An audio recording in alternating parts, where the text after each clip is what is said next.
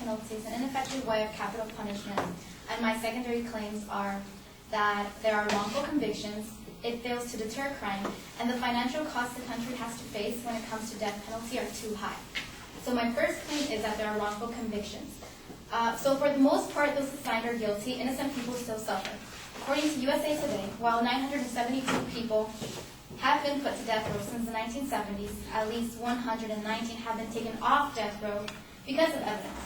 Journal Star 2008 states that errors in sending people to death row were shown to be more frequent than people believed. For instance, Northwestern University Blum Legal Clinic reports how, for the third time in 16 years, Lake County Judge Christopher Stark sentenced client with conviction client Juan Rivera to life without parole. So the story is that in 1992, he raped and murdered an 11-year-old girl in Illinois. Now, Illinois is known for making wrongful convictions very often. Okay, so he was convicted twice of the crime before DNA testing excluded him from the case. But the jury decided to ignore all the evidence recovered from the crime scene. It may have been a sense of pride in him, the jury, that he does not want to admit that he was wrong and therefore has carried on with giving Rivera life without parole. Now, Illinois is now the 16th state to abolish the death penalty. However, there are still other states with cases like Rivera's who continue to just give them life without parole. Some of the main causes that contribute to wrongful convictions are 77% are eyewitness misidentifications, 52% improper forensics, 23% are false confessions, and 16% are the informants. This information is affiliated with the law school of Yeshiva University. Yes, the justice system is not perfect, but it will continue to make wrongful convictions because of different contributions, such as the attorneys are not prepared enough, the witnesses were not even in the crime scene, and the juries are biased or racist. These are not accusations, just reasons on why wrongful convictions occur. My second claim is that the death penalty fails to deter crime. States that have death penalty do not have lower crime rates or murder rates than states without such laws. The following murder rates are from FBI's Crime in the United States. The chart calculates murder rates in death penalty states and non-death penalty states during this time period of 1990. Now, this was gathered from the U.S. Census each year.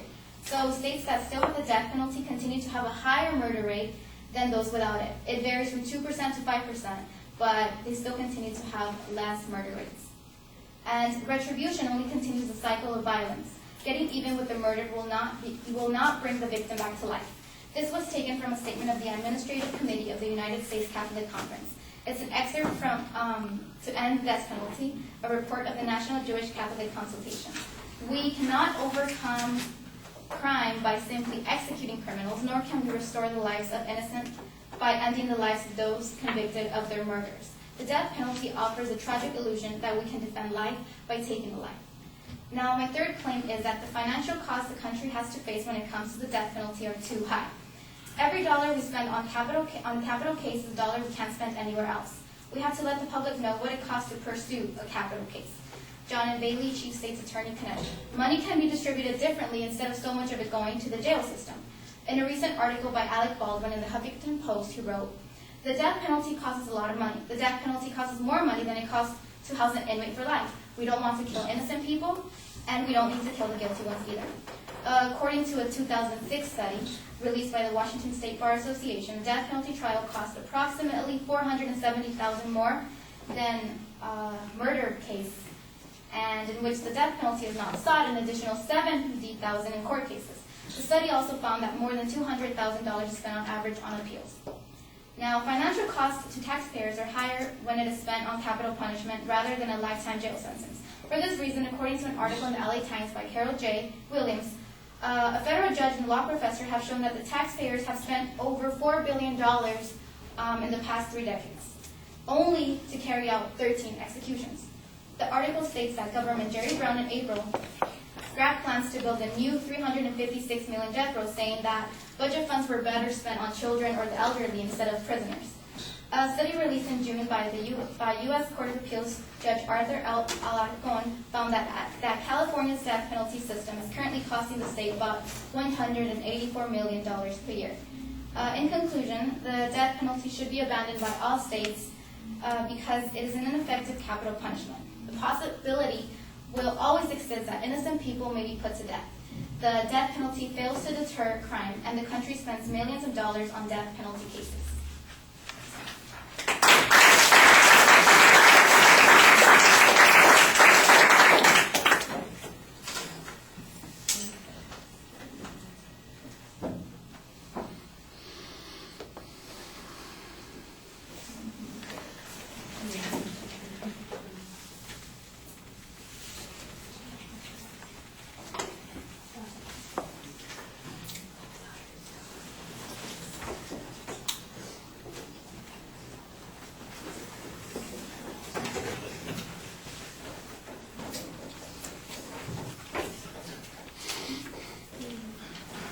All right, the proposition's clearly stated. You have an excellent layout of what the secondary points are going to be. Internally, your signposting is easy to follow. The transitions are mostly smooth. You sound a little bit like you're rushing during the presentation, so you could pace yourself a little bit more. There's some good information on the risk of execution of innocent people on that first point with the statistic about the number of people who've been released off of death row. The case that you referred to in Illinois is not very clear, and it wasn't clear to me whether or not the person was convicted despite the DNA evidence, released because of the DNA evidence, is still in jail because of the DNA evidence.